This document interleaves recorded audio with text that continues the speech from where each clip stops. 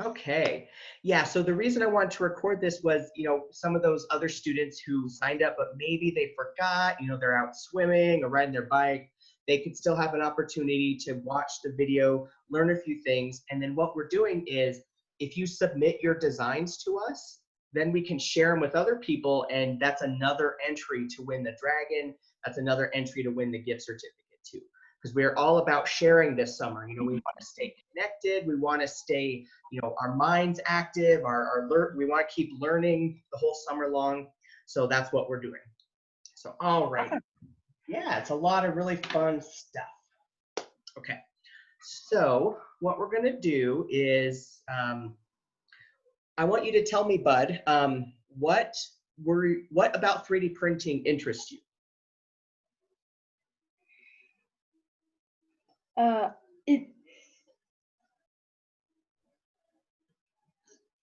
Mom signed me up. That's okay. So he loves Legos and building, but we haven't. And I heard about this Tinkercad website from another parent. Yeah. Because he's been doing some coding online. So this just seemed to fit his interests, and I didn't know how to introduce it to him. Did you send me up? Yeah. Yeah. But what are you interested in printing? What are you interested in creating? I have a bunch of ideas. He has a bunch of ideas. So. Like what? Okay. All right. Well, that's what's great about 3D printing is anything that you can imagine, you can 3D print. My favorite thing is that I can design something that doesn't exist. So like, here's an example, just real quick here. What I'm holding in front of me is a stand that goes into a tripod and it holds an iPad. So we do a lot of recording at the library with iPads. I didn't have a mount that would fit the iPad into a tripod, so I didn't have to hold it. So I designed this. The iPad slides right in here. We've got some screws to hold it tight. And I designed this in about an hour. And now this didn't exist. I made it for the library. And then we've got things like this. This is another thing I designed. It's a toothpaste roller. So you put your toothpaste in here, you slide it in this barrel, and then you twist it. And then it rolls your toothpaste so you don't have to squeeze it out so hard at the end. So it's stuff like that that I really enjoy making. And you can make it all with Tinkercad. It's super fun. So I do have a PowerPoint here, but, and is it Shelly? Yeah, that's me. Yeah. Did you want to stay throughout the whole class or just to help him get on the website? Well, I'm okay with staying because I'm so curious about this stuff too. Okay, yeah, that's great. I can be your second student. Okay, perfect. That's totally fine because I teach this class to kiddos as young as 4, and I've taught seniors as old as 84. So it's for everybody. Anybody can make anything. So what you're going to learn today is you can use it too. So it'll be pretty fun. Okay. So I'm going to go through the PowerPoint just to kind of give us some insight into how Tinkercad works, and then we'll actually get to make an account. One really good thing is you guys can use the same account, so you don't have to have a bunch of them. And then, so when you have your Tinkercad account, you can also share designs between each other. So we'll just make one account here in a minute. Okay. So, all right. So the thing about Tinkercad that makes it so fun, is we're using geometric shapes to make complex designs. So on my screen, you guys can see the sheep, right? Yeah. Perfect. So kind of looking at this sheep, it's a cartoon character, but think about if you're looking at this, what sort of shapes make up this sheep? What do you think? Ovals and rectangles? Yeah. Circles for the legs, ovals for the body and head. Yeah, exactly. So we've got different circles. We've got ovals for the eyes. 2 circles could make up the head, a big oval for the body. We've also got some rectangles on the legs here. And then we've also got maybe some triangles for the feet or some triangle cut out for the hooves. So you can see how even though the shape is a real life thing, it's a sheep, you can break it down into smaller geometric shapes. So circles and squares And when they become three-dimensional, we have even more options there. So Huge. exactly, yeah. So, you know, 3 dimensions, you know, do you know what 3 dimension means, bud? Yeah, it Yeah. means like it's not just one thing. Exactly. So that means there's 3 different parts. We've got our length, how long something is. We've got our width, how wide something is. And then we have our height, so how tall something is. So those 3 dimensions is what makes up something to be, instead of flat, it has a shape to it. It has volume. So things like circles and ovals, they become spheres and domes. Squares and rectangles, they become cubes and boxes. And then triangles, they become cones, or these really fun shapes called paraboloids. And so by putting those 3 different dimensions together, we can make shapes, instead of being flat on paper, they can become 3-dimensional using plastic. So have you seen a 3D printer in real life? We had one at a booth at library. Oh, at the library? Not the booth library, the school. Oh, at Birth It Out. He goes to Birth It Out. There was one in the library? Mm-hmm. Oh, awesome. I've never seen one. Yeah. So the Loveland Library, we actually have 5 3D printers. So we've got one in the teen area just for teens. We've got one in our makerspace lab that anybody can use. Kiddos, you do have to have your grown-up with you. And then we have a big one behind our service desk that we print big stuff for people. We also have 2 in our back office, one that goes out to travel around. So we've taken it to senior centers, we've taken it to schools, and then we have another big one in the back that prints large projects like that big dragon we made. So how a 3D printer works is it moves in 3 different directions, which then lines up with those 3 dimensions we talked about. So on my screen here, I have a diagram of how a 3D printer moves. So we've got a glass plate that moves back and forth. So that's kind of our width. You know, it moves back and forth this way. Then we have a metal carriage that heats up the plastic. That moves side to side. So that's kind of like our length. And then the whole thing rises up and down on these metal rods. And that is what gives it height. So I actually have a video or a diagram here of, this is the 3D printer in the Makerspace lab that anybody can use. So you can see here, it's got the glass plate, it's got the apparatus that heats up the plastic, and then the whole thing moves up and down. And so, you know, I've got these 3D printers behind me. You can kind of see exactly how they work. I wish I had a little bit better of a camera setup here, to where I can actually have them running, but the main issue is teaching with Zoom, the 3D printers running, it's just too darn loud. But I do have a video here that shows how they work. And then when you come into the library, you know, the Makerspace is open. We will have to maintain social distancing, but we can still get you started on the machine. So I'm going to go ahead and play this video here so you can kind of see how it works.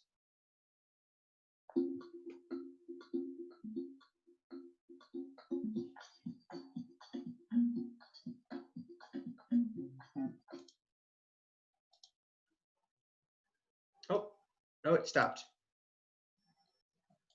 There we go. Okay.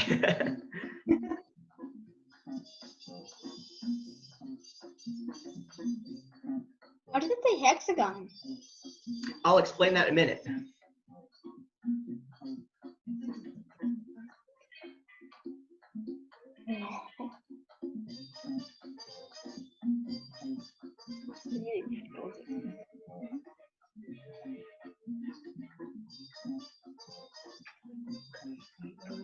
Going side to side and back and forth.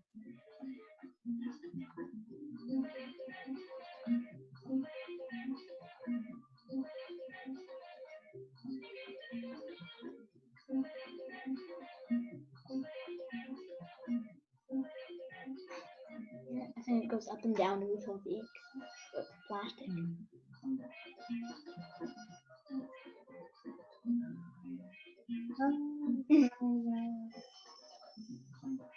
Oh no, it just goes up to do the just do the height. Okay.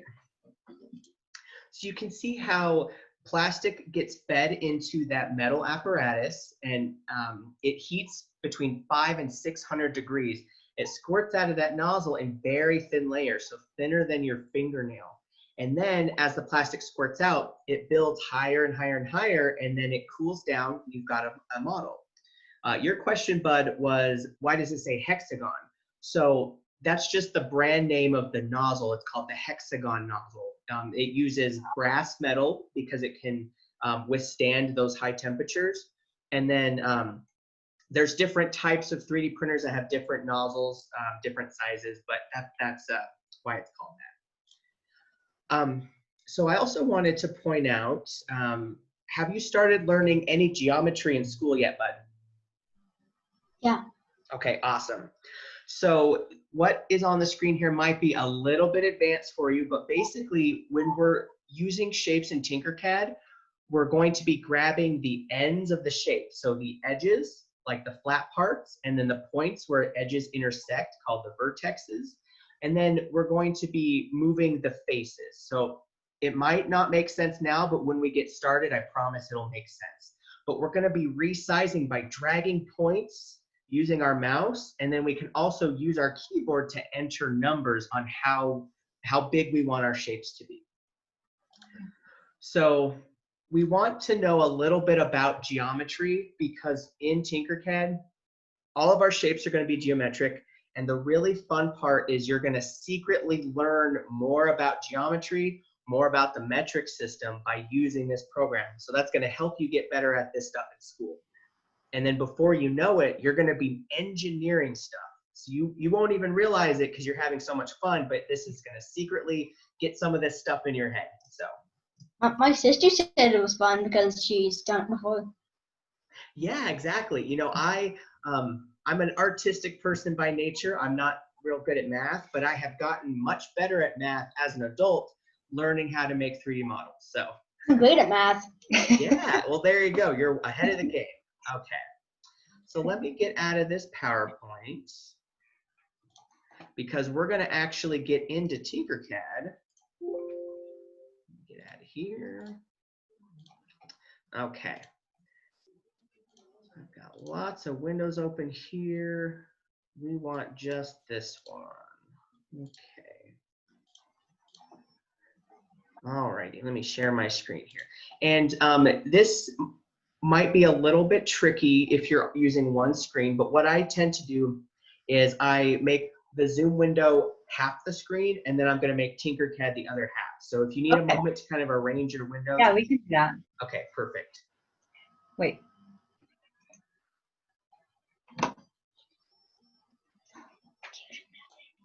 Oh, yeah. Okay. Okay. Okay, perfect. Alrighty. Okay. Okay. All right. So then you should be at this website. It should look like how my screen looks right now. Yeah. And are you using Chrome or Firefox? Chrome. Perfect. The reason I always ask is if you're using Internet Explorer, it doesn't load right. So you want to use Safari, Firefox, Chrome, something like that. So, okay. Okay. So what you're going to do if you've never used Tinkercad before, you're going to click this button right here that says Join Now in the top right. And then you're going to want to click where it says Create a Personal Account. And this is why we need our grown-ups to do this for us, because you can make one as a kiddo, but in order to agree to the user terms, you have to be at least 13. And so that's why we need our parents' permission to do this. So you're going to click Create a Personal Account. Now, if you have a Google account or an Apple account, you can actually sign in to Tinkercad using those. Otherwise, you can click Sign Up with Email. When you do sign up with email, it's going to ask you for your birthday. This is where you want to put in your grown-up's birthday. Like I said, because if you're not 13, it won't let you sign up for Tinkercad without this whole permission process, which is kind of a pain. So I'll give you a moment to kind of get through that and let me know when you're ready. Okay. Maybe let's sign in with Google. I clicked sign in with Google because I have a Google sign in. Yeah, yeah. And then you can see like on my screen here, it gives you some options which account to sign into. And then you're basically giving Google permission to access Tinkercad for you. I'm going to sign into my personal account because I have a lot of fun stuff on there. And then after you get signed in, your screen should look a little bit like mine. So when you're ready, let me know and we'll go from there. Okay. Loading. Yay. Oh, it already knows my name. Okay. Yeah, from Google. Google. Okay. Google's good. Yeah, pretty fun stuff. Okay. All right. So then your screen should look a little bit like mine, right? Yeah. Okay. So Yeah. the main difference is I have a lot of designs here in my design dashboard. You guys won't have anything yet, but I've made a lot of stuff over the years. So I've got a lot of things. We can see that. Yeah, yeah. So like I taught class last week and we were making some test designs. So that's what this one is. But before we get started, you mentioned how much you like coding and are interested in those kind of things. So I want to bring your attention to the left side of the screen where it says Codeblocks right here. So wait, I gotta move my Zoom screen. Okay. What's it doing? What was like that? Oh my God. I'm not used to using a mouse. Yeah, it's a little tricky. Okay, yeah, like that. Now scoot it over. Okay, no, I know. I'll do this.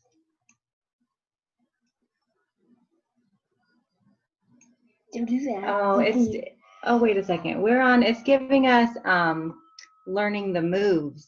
Oh, okay. Thanks for reminding me about that. So yeah, because you've never used Tinkercad before, it's wanting to show you the lesson. So let me explain that just real quick, because I highly recommend going through the tutorials later on, because that'll give you some additional tips on how to use the software. So you're going to be you're probably under this part right here that says learn, and then you've got all these different tutorials here. So it just popped up. Yeah, yeah. So down the road, like you probably are starting with one of the lessons that has like a spiral looking bird cage sort of thing. Yeah, exactly. So what I'll have you do is if you click the logo in the top left, that's going to take you to your dashboard. It's going to exit you out of the tutorials. But know that down the road, you want to go to where it says learn in your dashboard. That will bring you back to your tutorials. And then if you click on a tutorial, it's going to walk you through all of the steps to show you how to get better with the program.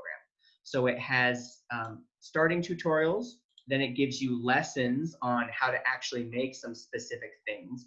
And then it has projects. So if you have like a more advanced project that you want to work on. So maybe you want to make a diorama for a school project in the fall, or you're wanting to learn how to engineer something. These projects will walk you through all of the steps. And then they're always here on the Tinkercad website, so you can do them when you're ready. Okay? Yeah. Awesome, awesome. Okay. Okay. I do see Codeblocks. Yeah, so now we look like yours except without any designs in the middle. Okay. Perfect. So this Codeblocks, what's really fun about this is you don't have to click on it, but I just want to show you on my screen.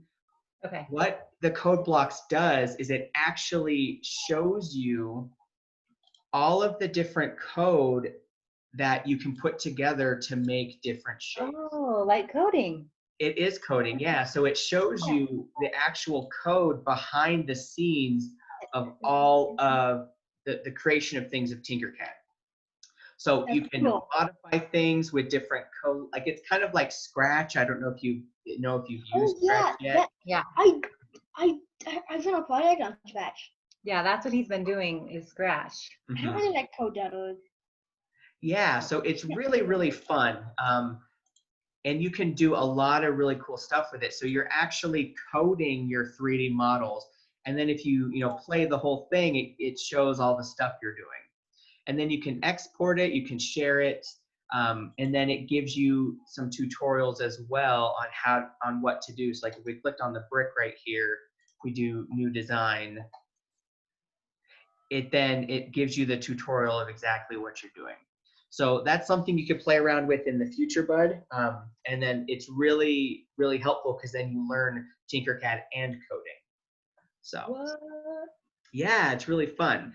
And then in a little bit, I'm going to show you how to turn your Tinkercad design into blueprints for putting Legos together. So yeah, you can use Tinkercad to make a Lego design, which is really fun. So and then you can turn it into like instructions to put it together with Yep. actual Legos. exactly. Wait, Yeah. wait, you could make it with Codeblocks, Oh, and yeah, then you literally see it being put together. Mm-hmm. Yep, there's a lot of really fun stuff you can do with this. It's really great. So awesome. So I'm going to click on the logo in the top left, and that's going to take us back to our dashboard. And then we want to make sure we're under where it says 3D designs instead of Codeblocks, because we want to have access to our models here. Okay, yeah, 3D designs is blue. Yeah.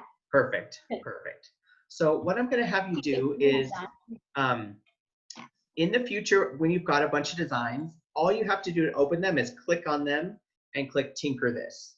But since you don't have any designs yet, you're going to click Create a New Design. And then it's going to take a second to load, but let me know when your screen looks like mine. Go there. Just a blank. Okay. Okay. Awesome. Okay. So what you're looking at right now is called the design platform or the work plane. So this blue square, if you zoom in, it kind of looks like graph paper. You can kind of see all the little squares here. This is where all of our shapes are going to be put together. This is our design platform where everything is going to go, where we're going to be making our models. It's like the glass plate. Exactly. It's just like the glass plate on our 3D printer, and that's why it's square. So you can know that if it fits on the graph paper, it's going to fit on the 3D printer. But we can also customize how big this is, but I can show you how to do that in a minute. The very first thing I want to show you, though, is with Tinkercad, everything you do gets saved automatically, so you never have to worry about hitting a save button. So let's say you accidentally close your internet or your computer crashes, you don't have to worry about that. Everything is saved automatically. However, when we want to take what you've made in Tinkercad and send it to the 3D printer, that's a different process, but I will show you that at the end. Does that make sense? Yeah. Awesome, awesome. Okay. So the first thing I want to show you is how can we name our design? So can you see up in the top left where it has this funny name on my screen? It says Funky Elzing Lottie. Mine says Neat Chewing Cassie. Yeah, so Tinkercad names every design something silly to start off with, so that way your designs don't all have the same name. So what you can do is if you click in that box, it opens up a typing window where you can type in whatever you want your model to be named. So I'm going to type in Tinkercad test. And then when you hit enter, that's what your design is named. So that's the first thing you want to do.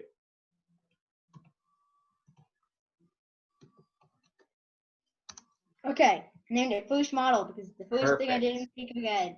Perfect. And then to the left of that, you can kind of see that it looks like a list with bullet points. If you click on here, you can actually access your other designs from that window. So let's say you didn't want to make a new one, you wanted to go to an old one. If you click Tinker This, it'll open up the other design for you. So just know that that's there. Yeah. It makes it easy for you to get to your old designs. Okay. Yeah. Awesome. So the next thing that's really important to mention before we get started is when you're designing 3D models, 3D printers only understand the metric system. And have you learned about the metric system in school yet, bud? I did learn a little bit about it. No, I haven't. Okay. On this time. So About millimeters and centimeters? Yeah, I have. okay. Yeah. Okay. Meters. Meters, millimeters, centimeters. Yeah. Perfect. I think he's been introduced to it. Yeah. All right. Not miles. No. Yeah. So that's really good to hear because, like I said, 3D printers don't understand the metrics or don't understand inches or feet. They only understand millimeters and centimeters. Can you think about why that might be?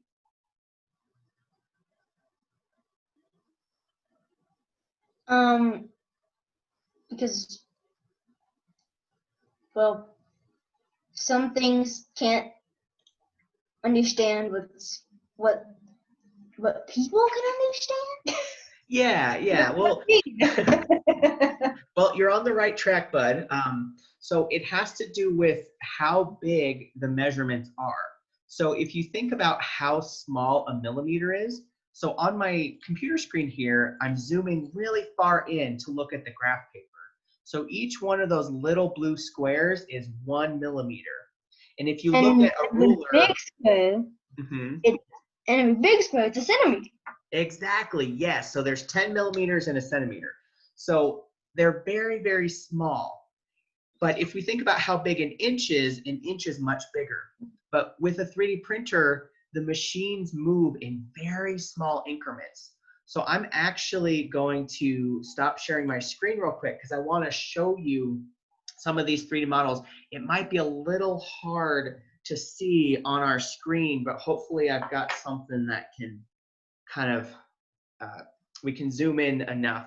But so in front of me, I've got a dragon, right? So this is something I printed on one of the machines behind me. So let me see, it might be a little bit hard to zoom in here, but can you kind of see we've got those striations? Yeah. Yeah. I can feel them on the thing that my sister did. Yeah, and so this one, that one might be too dark. Let me see what this one might be. You can kind of see those different like layers, right? I can see the stripes. Exactly. So they're thinner than your fingernail. So every one of those stripes is a 1/4 millimeter. So if you think about how many of those there are, so in a model like this, there's about 300 of those layers. And then that's like bleached off. Yeah, and then we've got a model like this. There's about 500 layers. So this one you can see the striations pretty good. Yeah. And so this is actually a face mask, you know, that people can wear to go to the store. Like a filter piece goes in here, but I made 140 of these for people here in Loveland. You just kept copying them? Yeah, because what's really funny is you just put a filter in here and then you can wear the mask and it protects you from the virus. So, but that's why we use the metric system with 3D printing, is because every layer is very small. So a millimeter is easier for the machine to understand than an inch. Because if you think about, you know, an inch is this big, a millimeter is very, very small. So Cool. Exactly. So that's why we only understand millimeters.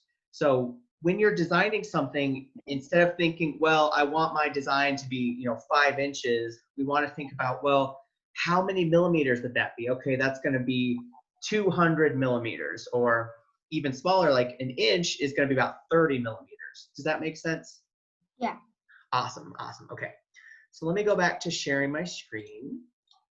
And then when we're designing, we're going to remember that it's all in millimeters. Okay. Yeah. So the next thing we have to get really good at with Tinkercad is how to move our camera around. So when I say move our camera around, I mean we're able to look at every single angle on our design platform here.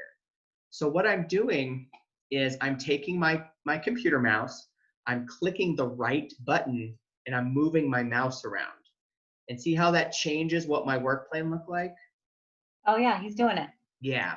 You can even see the bottom. Exactly. So you can flip it any single way that you want. And so and it tells you. Top. I see. Right. Exactly. So let's say I have a shape on my work plane, which I'm going to show you here in a minute. When I move my camera around, see how I can see all the different sides? Yeah. Exactly. So that's what we're doing using our mouse. If your mouse is giving you some trouble, you can actually use the cube in the top left. You can actually click on the cube with the left button and drag it around, and that allows you to also change the view on your computer screen. Oh, okay. And then you can also zoom in and out, because this angle, you know, it looks. Go ahead. Using the using the bubble thingy. The scroller. Yeah, the scroller. Yeah. So you can use the ball on your mouse to zoom in or out, or you can use the plus sign or the minus sign on the left side of the screen. And then if you get lost, like let's say you get too far zoomed in, or you're kind of all cattywampus, if you hit this button that looks like a house, the home view, that takes you back to the default view where you can see all of your work plane. Ah. Cool. Yeah, so this is something you can play around with, get the hang of, because sometimes, you know, remember, we're looking at 3-dimensional objects in 2-dimensional space. So we're looking at, you know, something that would have 3 sides to it, but we're looking at it on a flat computer screen. So like, let's say we're looking at our 2 models like this, our 2 little shapes. Now, how I'm looking at it right now, it looks like my blue circle is on top of my red square, right? But that's not how it really is. If I turn my camera, they're very far away from one another. So that's why we have to really play around with changing our camera angle so that we can see exactly where our shapes are next to each other. Does that make sense? Yeah. Perfect. Okay. So do you have any questions, Bud, before we go on to the next couple steps? Not really. It's Okay. really simple. Yeah, it's really simple and really fun. So as you can see on the right of my screen here, we have these different menus that have different geometric shapes. So you can see where it says basic shapes, and then we can scroll through this list. We have dozens of shapes. So we've got a box, a cylinder, a roof, a cone, pyramid, all the way down to hearts and stars. So to start using these shapes, what you do is you click and drag them onto your graph paper. And then when you do that, we can then manipulate the shapes after that. Okay, he did that already. Exactly. Hole. You clicked a cylinder? Yep. And I clicked hole. Exactly. Hole. What does hole mean? I'm gonna explain hole in a little bit. So that's Okay. how we can remove parts of shapes. But what I want to pull your attention to is in this drop-down menu where it says basic shapes, we can see there's lots of different options here. So we could pick character shapes. So we've got things to actually make characters. Like we can have glasses, you know. No. If we go under connectors, we've got things that will snap together like ball joints and sockets. So you could make things that actually will snap together in real life when they're done printing. We've also got these things called shape generators.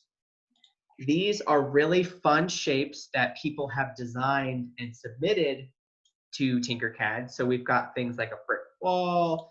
You can see here, it's all these different shapes put together. Fidget spinner. Yeah. Wow. Crazy. Exactly. How do you delete things? There's a lot of stuff here. And then if we keep looking through this menu, we've got things like flowers, and then we've got like a mustache. So we've got a lot of fun things that we can play around with in these menus. So I encourage you, later on, take a peek, see what's there, because the real power with this program is you can take any shape and make it into another shape. So you're not stuck with just cubes and spheres. You can turn those into other shapes. Wow. Yeah, it's really fun. And that's how you can make advanced designs. Like some of the things I showed you, and I've got more to show you, I made in Tinkercad, even though it looks really simple, but you can do a lot with it. Okay.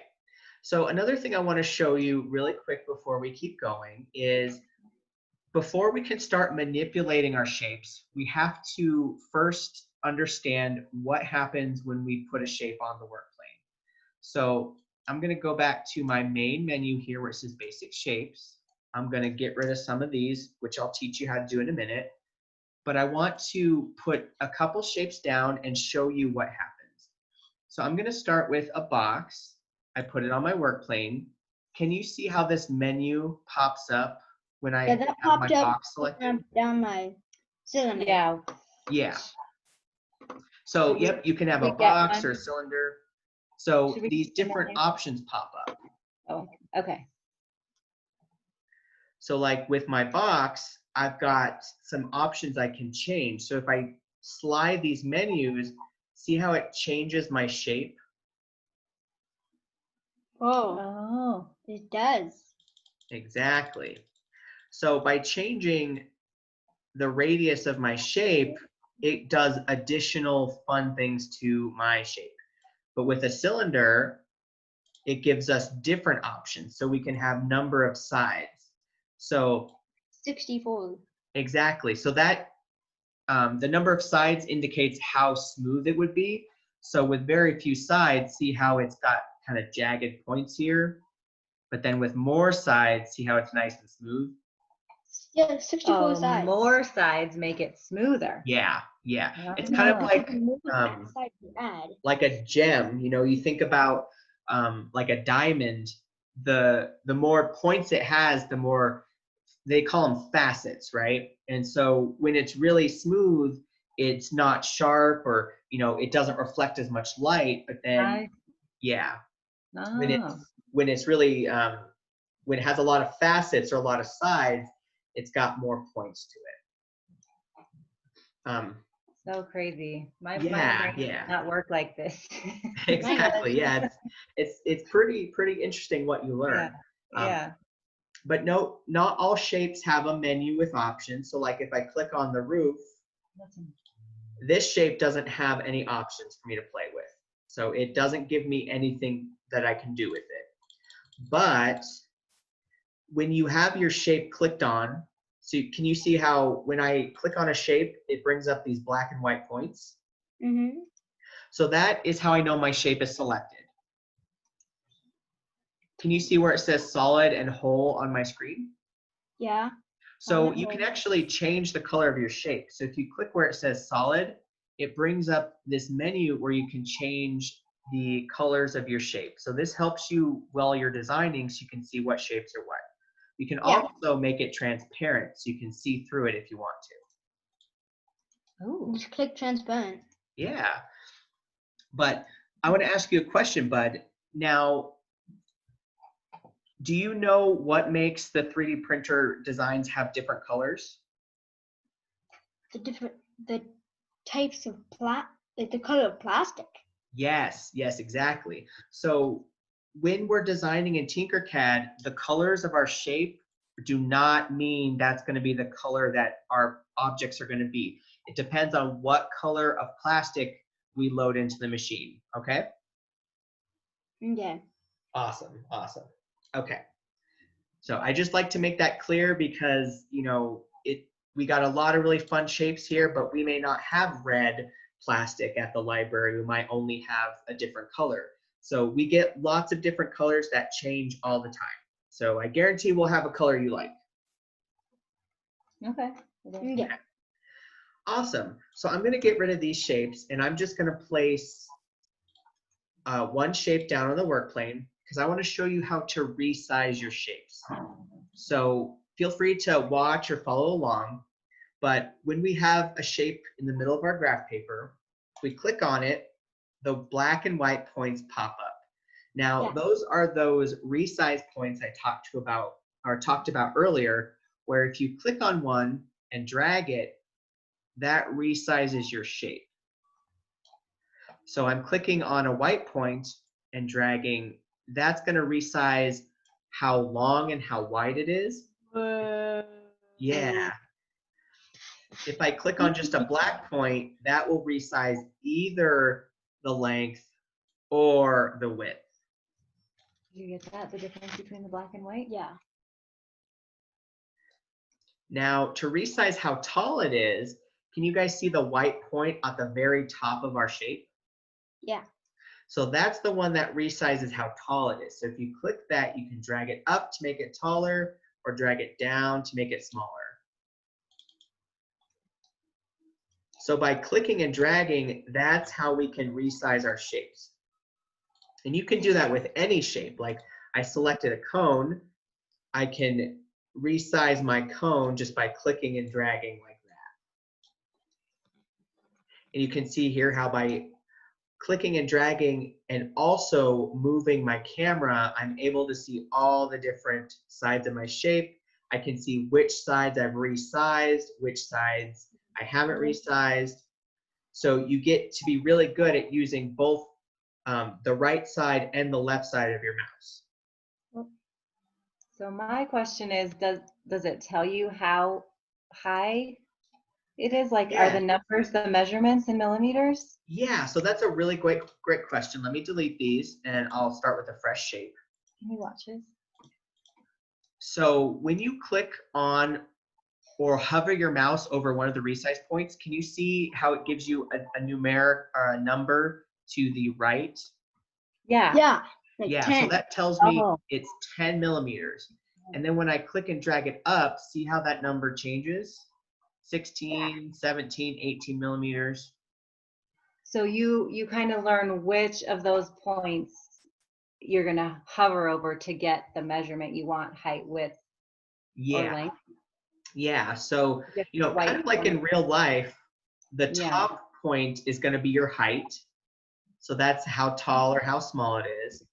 And then the points on the right and the left, these are our width and our length. So like this resize point here, I drag it 22 millimeters wide, 25, 28, 33, 41. And then this one, it starts off as 20 millimeters wide, but then I drag it, now it's becoming skinnier. It's 12, 10, 8, 4. Yeah. Okay. Yeah. Yeah, that makes sense. But you got to kind of orient the camera right. Otherwise, Yeah. you could have it sideways and that number could be the width, but it's really up and down. You have to be aware Exactly. of looking at it. Exactly. So, yep.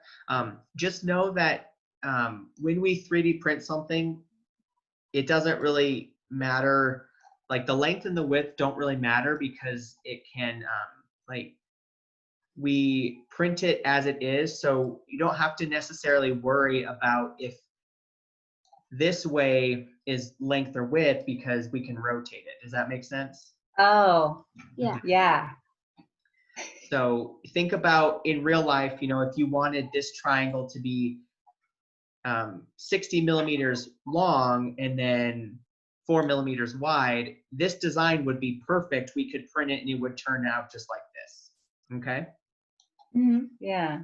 Perfect. Yeah. Perfect. It's crazy. Okay. So I also want to show you while we're playing around with the dimensions of our shape, so how I can delete a shape or how I can go back if I made a mistake. So I figured out how to delete the shape. Yeah, did you figure out how to do it, bud? Mm-hmm. Click on it and then click delete. And then you Exactly. delete on the keyboard. Yeah. Right? Yeah. And it deleted it. Perfect. So exactly. So if you click on your shape, you can hit delete on your keyboard, or there's also this trash can icon right here. So if you click delete there, that will make it go away. But can you see how there's this undo arrow? It's kind of pointing to the left. Yeah, the undo arrow. Oh, Yeah. Yeah. So what this does is it will undo what you just did. So if you click this, you can see how it goes back a step. So if you make a mistake, like you accidentally delete your shape, uh-oh, that's okay. You can hit undo. It'll bring your shape back. And Tinkercad remembers all of your steps. You can see I'm going back and back and back a whole bunch of times, and it remembers all the steps that I did. So that's really helpful if you need to go back a lot. Yeah, like you can also go how forward. Yeah, like Okay. if we get a I shouldn't have undid that. You don't undo it. Exactly. And then if you forget any of this, all of these things I'm talking about are in that handout I sent you. So it even has little pictures to help remind you. So. Okay. Okay. Awesome. Okay. So the next thing I want to show you is, how can we move our shapes up and down? Because every shape starts off as being flat on our graph paper, but maybe we need it to move up because we're trying to put two shapes on top of each other. So let me show you how to do that. So I'm going to start with a cylinder and then a sphere. So you can see here how they're both side by side next to one another. Yeah. But I want to put the sphere on top of the cylinder. So when you click on your shape, can you see that black triangle that pops up on the top? Yeah. So when you click and drag that, see how it moves our shape up? Whoa. Yeah. So that's how you can move your shapes up. And you know that they're hovering in midair because see how it has a shadow underneath it? Oh, crazy. Yeah. And then now, when it's hovered up, you can still click and drag it to put it on top of our cylinder. But remember, you want to move your camera around so that you can double check to make sure it's actually on top. Because let's say I have my shape here and I moved it up, and let's say I put it here. Okay, well, let's see, is it actually on top? Well, not quite. It's still hovering a little bit, and then it's kind of off to the side. It's not exactly on top of it. So we might need to lower it down a little bit and then move it with our mouse to make sure it's actually on top. And if I hadn't told you yet, you can actually move your shapes by using the keys on your keyboard. So you know how you have the arrow keys? Yeah, the arrow keys. Yeah. Okay.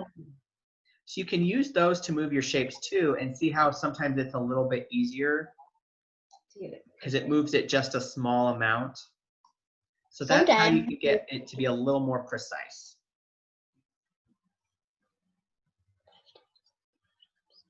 And then now I've got that shape is exactly on top of my cylinder there. So now it's perfectly centered and they're right on top of one another. Do you have any questions about that part? No. Awesome. Yeah, it's pretty darn simple. I'm going to move this over here because next I'm going to show you how to rotate your shapes. This one tends to be a little bit tricky. So if you want, I'm going to just show you how to do it real quick, and then I want you to practice for a few seconds after that. Sound good? Mm-hmm. Okay. So I have my shape on the work plane.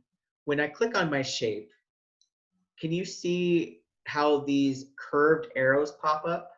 Mm-hmm. 3 different curved arrows. So you're able to rotate your shapes in 3 directions. So you can rotate it, flip it upside down, you can have it spin in place, and then you can rotate it side to side. So when I click on one of these curved arrows, this compass pops up. So what I'm going to do is I'm going to click and drag my mouse and see how that rotates my shape. Yeah. That's crazy. Yeah, so I can rotate it one direction, and then if I grab another arrow, click and drag, I can rotate it another direction. Whoa. Yeah, so you can see here how I move my camera, and I can then rotate my shapes in different directions, in 3 different directions. So some things to keep in mind is that Tinkercad doesn't remember how far you rotated your shape. So if you make a mistake, it's easier just to hit the back button and go back to where it was, okay? Yeah. Okay.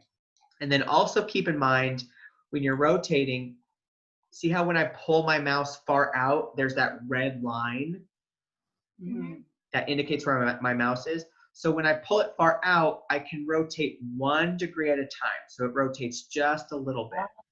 But if my mouse is really close to the shape, see how there's no red line? It rotates in bigger chunks at a time. So it's not as small of a movement. So just keep that in mind, okay? Okay, that is cool. Yeah. So I'm going to give you a few seconds to play around with that, and then I've got a couple more things about rotation I want to explain to you, okay? Okay. Okay. So yeah, play around with it for a few seconds, and then we'll go from there. Okay. No.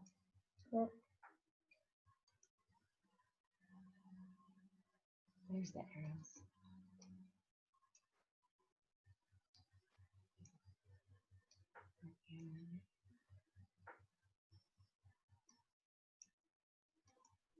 I think you have to click and hold. If you let go. Do a little bit at a time. Try a little. Try the 1 degree at a time. Is that working? 1 degree at a time? I'm going 3 degrees at a time, but 3 degrees at a time? Okay, then you have to move your camera to get another set of arrows. Move the camera. You know, like that. Yeah. Look. Oh. You're right clicking instead of left clicking. it's much better. But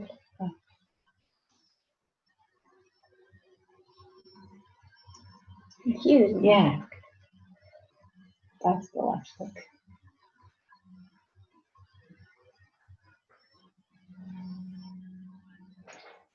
It's not as obvious with a box. Can you tip it like this, like he was doing with the triangle? Tip it? Yeah, like tip it. Yeah. Is that tipping it? Yeah. Whee! I think the tricky part is doing it just a little bit at a time. Yeah, make it underground again. Oh, yeah, I'm almost back in the ground. Yeah, so you can kind of see how there's a lot of ways that you can play around with the shapes.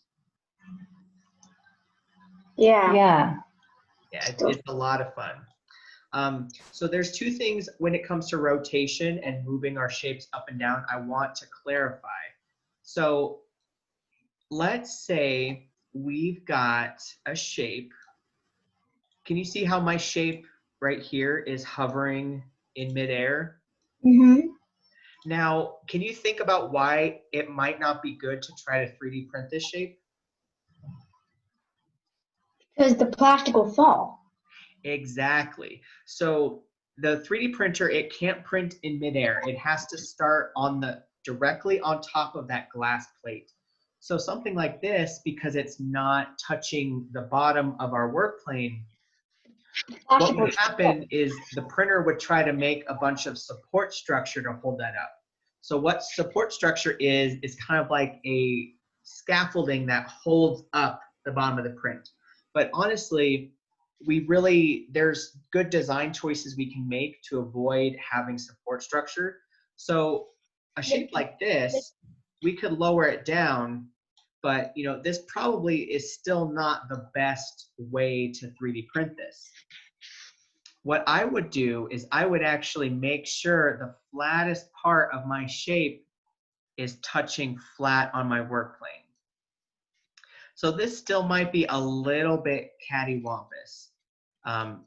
So can you see how when I'm dragging my shape up and down, it shows the number on the side?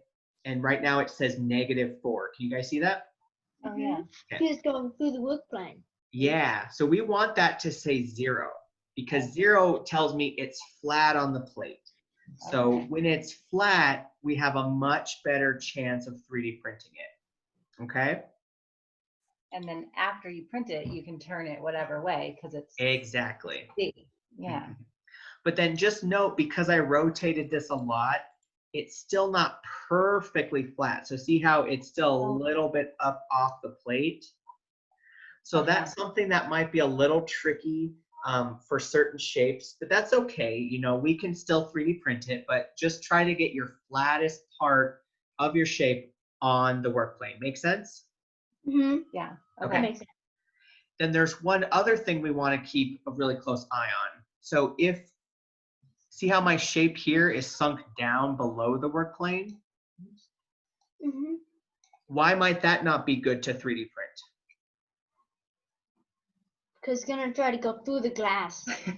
Yeah, so the machines, they're not really supposed to do that. They have a lot of security measures to prevent that. The nozzle touches different sensors to tell it not to crash down.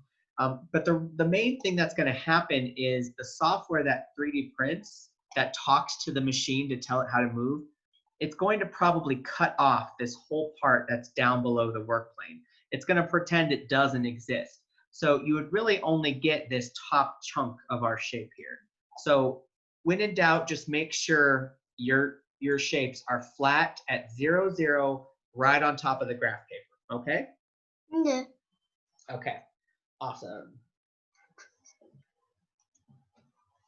Okay. So now we've done a lot of work with individual shapes, but individual shapes are kind of boring. What we're trying to do is we're trying to make shapes that go together to make designs, right? So what I'm going to show you now is how you can group shapes together. So we're going to take individual shapes, we're going to combine them together to make one shape. So remember how I had my cylinder and my sphere from earlier? Mm-hmm. So if I wanted to put these together to kind of make like a little, maybe a chess pawn or something like that, we're going to select both of them at once and we're going to group them together. So watch my screen for a moment and then I'm going to have you practice. So first thing we have to do is we have to select them both at the same time. So to make this more interesting, I'm going to add another shape. So let's say I want to add this heart shape right here, just as kind of like a platform for this to sit on top of. Select all 3 of the ones? Yeah, so just kind of like a simple, we've got 3 shapes here. So what I'm going to do is I'm going to use my mouse, I'm going to click in some blank space, and I'm going to drag. Can you see that red dotted line that pops up? Yeah. Perfect. So everything inside of that red dotted line is going to be selected. So you can see how all 3 of my shapes are now selected. I know they're selected because they have that thin blue line around them. And also my menu tells me there's 3 shapes selected. Shapes, parentheses 3. So now they're selected. What I'm going to do is there's this shape up here that says group. It looks like a half circle and a half rectangle put together. If I click on this, what it does is it makes all 3 of my shapes become one shape. Yep. So see how they all turn the same color? Mm-hmm. And now if I try to resize, it's one shape. It resizes like one shape, and it would rotate like one shape. So this is now one model, not 3 individual shapes, it's one shape. So let me go through that again. And I'm going to add another shape just to make it interesting. So I'm going to put maybe this right here, like a keychain or something. I'm going to click in some blank space, drag my mouse. Everything inside that red dotted line is going to be selected. I know it's selected because everything's got that blue line around it. Shapes 4. Now I click group. It's going to all turn the same color. And now these 4 shapes have become one model that I could then 3D print. So do you want to try that for yourself? Yeah. Okay, awesome.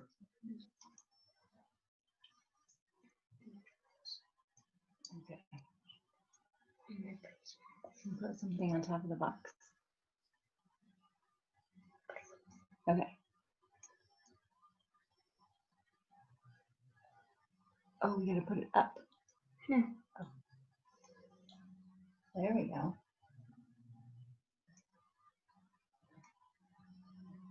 Oh, you're resizing.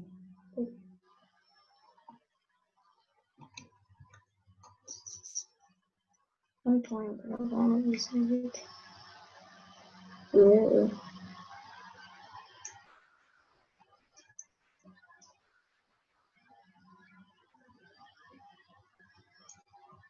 Shapes too. Exactly. We got it. It works. Awesome. Let's test it. Want to lift it? Exactly. So that's how you can take individual shapes and put them together. But you can also take them back apart again. So let's say you needed to alter the shape you just made. Can you guys see right next to the group button, there's another button that says ungroup. It has a circle on top of a square. So Okay. Yep. If you click ungroup, it pulls your shapes back apart. The undo for grouping. You can undo as well. You could definitely do it that way. But the fun thing about the ungroup button is even if you had made a bunch of steps before that, ungrouping will take apart any shapes that you had put together. Make sense? Yeah. Okay. So I clicked ungroup. Now my shapes are individual shapes again. I could change them. So maybe I wanted my cylinder to be a little skinnier. I could change that, ungroup my shape. I could make my heart a little bit taller. I could make the sphere a little bit bigger. And then now it's changed. I can group them back together to make one shape. Okay. So putting shapes together and taking them apart is how we make complex models that we can 3D print. Like the dragon. Yeah, exactly. Do you have any questions? No. So I guess my question is, like, is there like a certain size that like the library will print only up to this size, or like the parameters of actually printing it at the level in the library? Yeah, so I'm gonna stop sharing my screen real quick because I want you to be able to see my camera. So there's a couple different ways that we go about it. So in our Makerspace lab, we have the 3D printer that has a capacity of 6 inches. So I'm getting a ruler here so I can show you. So the smaller 3D printers, they have a capacity of about 6 inches. So from my finger to the other finger. And so that's length, width, and height. So those 3D printers, normally you could print for up to 4 hours a day on those printers. Because of our social distancing right now, we have it limited to 2 hours for 3D printing. That will change as things open up a little bit more down the road. Our big 3D printers, they have a capacity of about a foot. So a foot long, a foot wide, and a foot tall. Now those machines, we print for you. So there's no limit on those machines. If it fits on the plate, we will print it for you. We've printed things that took 47 hours. Wow. Yeah, so because we watch those machines, you don't have to worry about any of the safety stuff. We do it for you. We don't put any limits on that. So we can print things as big as they'll go. Just know that what you send to me that you made from this class, I'm going to print for free for you. Or if you come to the Makerspace Lab yourself, you can print it. It's going to be for free. But down the road, the library charges just a tiny bit of a printing fee just to cover the plastic. So like we do 10 cents a gram. So a dragon like this would be $2 because it weighs 20 grams of plastic. Oh, okay, so you if pay by how much it weighs. Yeah, and that way we can buy more plastic to print for more people. So if something is really big, like took 47 hours to print, after we weigh it, we could find that it's about $50 worth of plastic. So when it's real heavy, it's real, it's a lot of plastic. So like the dragon, the one that's, you know, this big, that actually is almost $100 worth of plastic because it is so big. Wow. But you know, most of the things you're going to design are not going to be like that. So Right. let's say, for example, even this mask. So this mask took about 4 hours to print, but it's really light because it's thin. So this is actually only $4 worth of plastic. So it's really based upon the weight. We don't charge on time, just the plastic weight. So. Okay. Yeah. Okay. Okay. Okay. Yeah. So that should definitely get you going. You know, like something like this is a like a little screw. This took 20 minutes to print. This is a quarter's worth of plastic. So Yeah. Yeah. Okay. yeah. Yeah.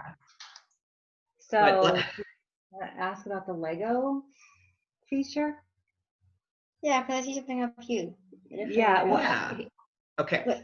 So let me show you the Lego feature, and then I want to show you a few more things. So one, I want to show you on Tinkercad, you can actually take parts of shapes out. So that's how you can make a shape be something special. So I'm going to show you that. Then I'm going to show you the Scribble tool, which is how you can actually draw right on the screen. And then I'm going to show you how you can actually download it or share it with us at the library. But since you asked, let's do the Lego thing first. So let me go back to sharing my screen. Okay. All right, so you should be able to see my screen again. Yeah. Perfect. So I've got this weird little keychain, I guess, whatever it is I made. But can you see at the top right, we have, it looks like a cube. It says 3D design. Next to it, it looks like a Minecraft pickaxe. It says blocks.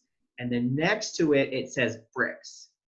So I'm going to show you the blocks real quick where it looks like Minecraft. So if we click here, what you can actually do is you can design things in Tinkercad, and then you can export them as files that can be read by Minecraft. So whatever I make in Tinkercad, it could then be made as blocks in Minecraft. So that's pretty cool like that. But then if I click bricks, so let me go over to bricks, which is Legos.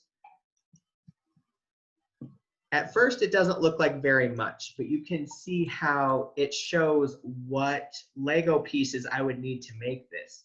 So I would need. It has the Tinkercad Lego. What's that? It has a Tinkercad logo. Yeah, exactly, because that is there to kind of show you scale. So you know each one of those little Lego pieces is for scale. Yeah. In the top left, it gives me the ability to make it more refined.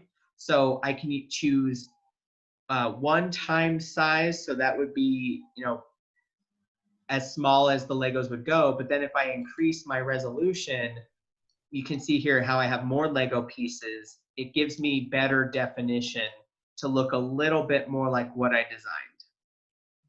But I would need much more Legos for that. Yeah, that is cool. Yeah. Yeah, and then if you click layers, it actually allows you to see the layers of Legos. So I could then see how I would need to build it. It's kind of like a blueprint. So it's not. Just click the arrow to build up. It's not super fun with this design, but let me open up something else that I made. So like, let's go into this design here that looks like dogs. And let it load. Let me go into bricks.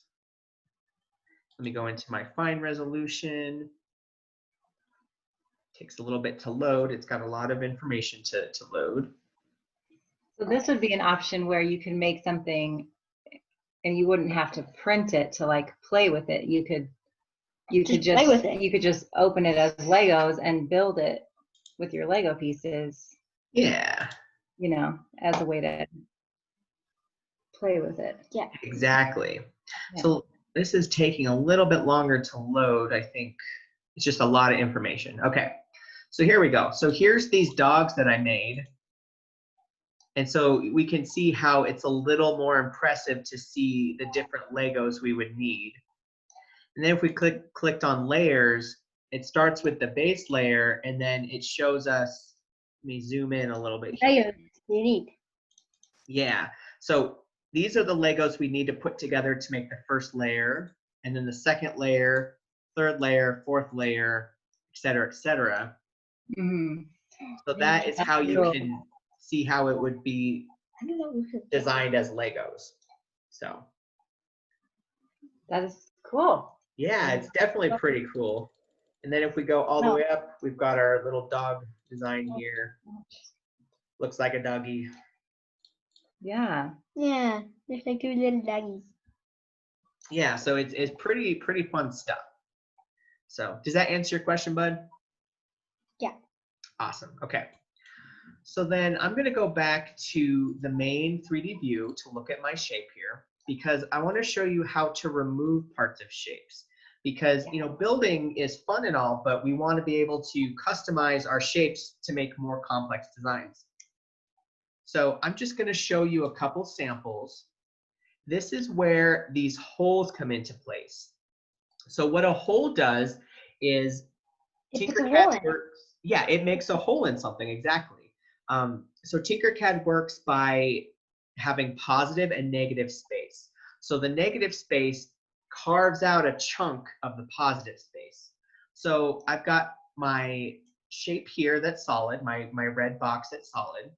If I take a hole that's grayed out and I put it over the red box, we can see that darker part where it's hovering over it.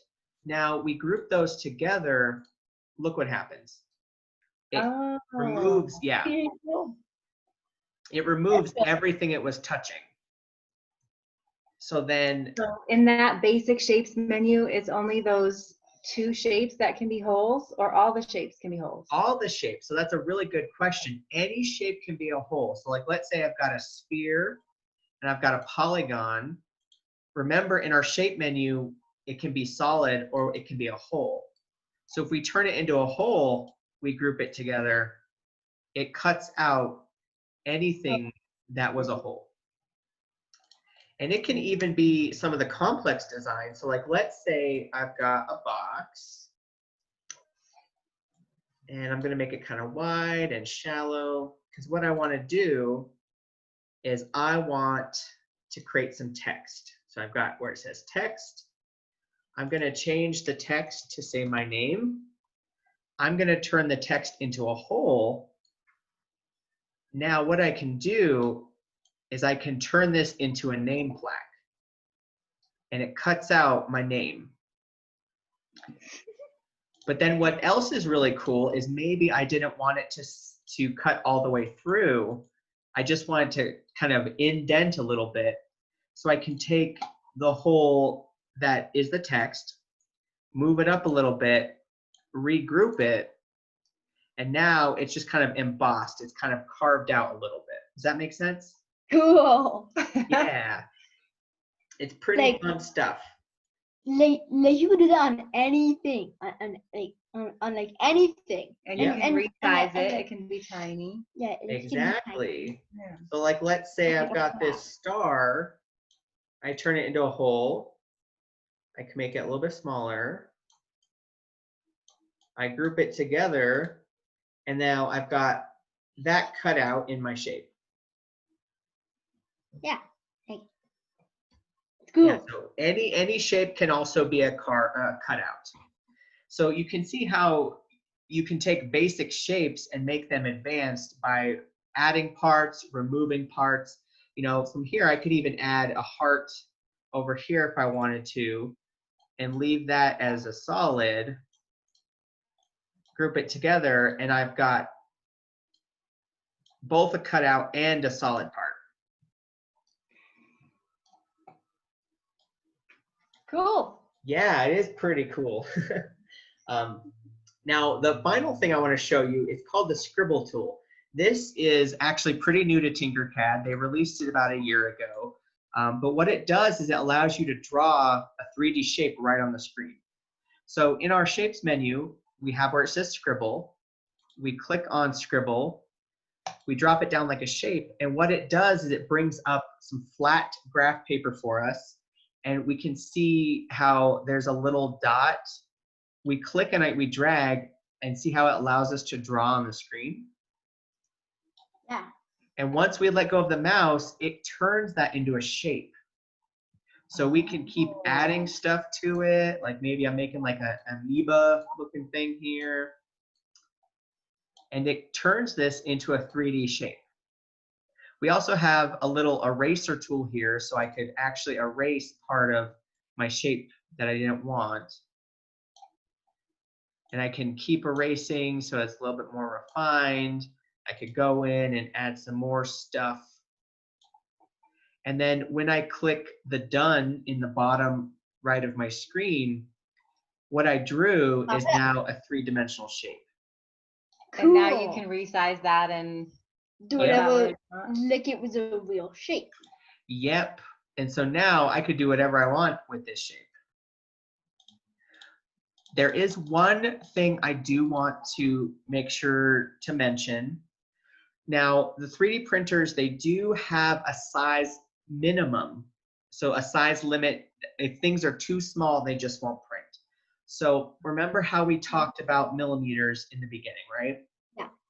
So the 3D printer can only print things that are 1 millimeter and bigger. This is because the nozzle is a 0.5 millimeter in shape, in size. It has to go back and forth twice to make a solid plastic piece. So let me stop sharing my screen real quick because I want to show a sample. Okay, yeah, here's kind of a thin piece here I can show you. Okay, so we've got a piece like this. We can see the crosshairs here in this rectangle piece. So this is actually about 2 millimeters thick. So that prints fine, no big deal. And we can see how there's this little lip right here that's really small. Oh, yeah. So that is about 1 millimeter high. So the 3D printer in height can do 1/4 millimeter in height. But when it's the width and the length, it has to be a minimum of 1 millimeter. So if it's too small, the 3D printer just can't see it. So let's see, I've got a sample here. It might be hard to see, but see how I had tried to put some text on here? At the top there? Yeah. Oh. Lovely. Oh. It's just a little bit too small for the 3D printer to see. But we take a look at this guy inside of, oops, can you guys see the L that's inside of there? Yeah, yeah. So that one's bigger. And then on this guy, this is actually a face shield. So we can see how the text on the side here, we're able to see that because it's bigger, right? Yeah. Okay. So stuff that's really small, it's just not, these 3D printers can't do super small. So it has to be 1 millimeter, okay? Yeah. So what that would look like on Tinkercad is we've got a box. We can make it, 1 millimeter by 1 millimeter by 1 millimeter. So that's teeny tiny. The 3D printer can print that, but anything smaller than that, it just can't see, okay? Like 1/2 by 1/2 by 1/2. Okay. Yeah. So, we take a look at this scribble we just made. If we make it smaller, that's just not going to print. It's just too small. The lines are too small. I see. Because we can see how the lines on the blue are not as thick as this line here on the red. So that's just too small for our printer. But we make it bigger, well, that's going to print just fine. It's big. Yeah. So hopefully that helps you with designing, just knowing that really small stuff is not going to print. Okay? Yeah. Okay, awesome. Do you have any more questions for me before I show you how to download your prints? No. Okay, awesome. Awesome. Okay, so let's say you're done. You had made a design, you want it to be printed at the library. What you're gonna do, and this is on the last page of your handout if you need a reminder, is you're going to click this button up here that says export. So what export does is it saves your model in a language that the 3D printer knows how to read. So when you save your model, the machine knows how to move, how much plastic to squirt out, how hot, not how hot, but how, like which directions it needs to move, etc. So we want to save our design as this file type called an STL. That's the file type the 3D printer knows how to read. So when you save it as STL, then it downloads as an STL file. We can see here, Tinkercad test.stl. That's something that you can email to the library if you want us to make it for you. Or when you're going to do it yourself, we can teach you how to load this in the software and the Makerspace Lab. Does that make sense? Yeah. Okay, so like we would go to the Makerspace Lab and log into our Tinkercad. Yes. And that's how it would connect. Yeah. Okay. Because what has to happen is there's a special kind of software that's called a slicing software that talks from that the computer opens that software and then it talks to the 3D printer.